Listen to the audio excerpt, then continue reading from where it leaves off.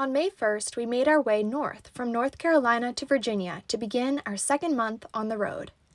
We landed in a small town in the Blue Ridge Mountains region, just outside the southern entrance to Shenandoah National Park and George Washington National Forest. We spent the whole first day setting up our routine here for the month, because I've learned over the years of traveling and moving around a lot that the sooner I develop a routine, the sooner I can feel grounded and begin to enjoy the new experience. So I moved furniture around in our little cottage to create a nice work spot near a window for natural light. We found the grocery store and the library, and I began to compile a list of regional hikes and to send a few emails to naturalists in the area to see if they had any recommendations for me. When I'm in a new place, I usually start with the most local hiking spots, including urban wetlands and river trails, to get a feel for my immediate surroundings. Then I work my way out from there. So, for my very first exploration day in Virginia, I had a surprisingly wonderful urban nature experience. I had typed in the name of the river trail in town into my GPS, but it instead took me to a sprawling housing development. So there I was, roaming around paved suburbia with my giant zoom lens wildlife camera, looking every bit as lost as I was. I walked right past a small, sad-looking little pond in the development. A little later, still very lost, I walked past the same pond, and to my surprise, I saw a massive snapping turtle basking on the surface. I knelt down to get a closer look and saw several smaller painted turtles and red-eared sliders with their iconic flashy markings. Then I caught a glimpse of a beaver taking a swim on the other side of the pond. I quickly walked closer to the beaver, and along the way I saw two tiny, baby-painted turtles the size of a quarter hanging out in the water near the edge of the pond. But that's not all. I continued to see more and more interesting wildlife, including a cozy feather-lined Canada goose nest tucked into the base of a tree, dragonflies, a green frog, and two water snakes weaving their way through the algae-blanketed surface. I feel like this experience set the tone for the rest of the month. It reminded me to not dismiss an area just because it doesn't look like much is going on at first glance. It reminded me to pause and wait for encounters with wildlife because they don't happen on demand. You have to be in the right place at the right time and follow your curiosity into unexpected places. The following week, we backtracked a bit to spend 4 days based out of the awesome Blue Ridge Discovery Center in Southwest Virginia, as we checked out nearby Jefferson National Forest, Grayson Highlands State Park, White Top Mountain, and Mount Rogers. There was one particular instance when I was on top of Mount Rogers, the highest point in Virginia, in a spruce fir forest, and I saw a big old tree a few feet off the trail, and it looked so full of mystery and stories.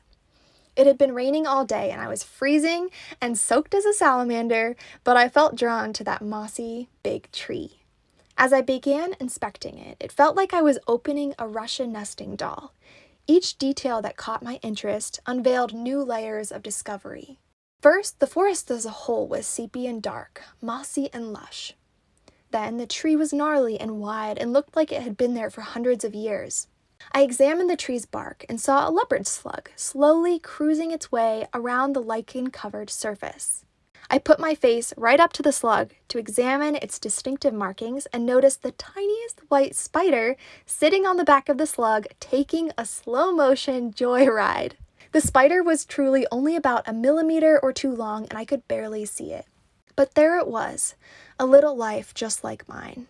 If I hadn't followed my curiosity to check out that tree, I would have probably never encountered the comical scene in which a tiny spider is riding a leopard slug, and I feel like my life is strangely more exciting because of it. So if following my curiosity was the first takeaway from this month, my second lesson was learning to balance humility and confidence. There have been many times while working on this project that I felt like I'm maybe not the best person to be creating a book like this. As I meet up with biologists and master naturalists in each place, I'm reminded of how little I know about science. I have an art background, and everything I know about nature has been through my own experience outdoors. I took one general biology class in college, and that's it. At times, I've thought, maybe I should wait 20 years until I'm a more experienced naturalist to write a book like this. But in 20 years, will I have the time and energy to go on the road for 6 months? Probably not. It's a humbling feeling to know that I'm out of my league. But I think the key to combating those fears is to know that nobody is the perfect person for any role. Nobody ever feels fully qualified to write a book or do similar creative projects. There will always be someone who is more knowledgeable, or a better artist, or has more credentials. I just have to ask questions, work hard, and have the humility to surround myself with people who know more than I do, and who can point me in the right direction and check my work for accuracy. And I have to focus on what I can offer that's unique to me as a nature-loving artist. The same limitations that I feel with my lack of a formal scientific background contribute to my unique voice as an artist and author.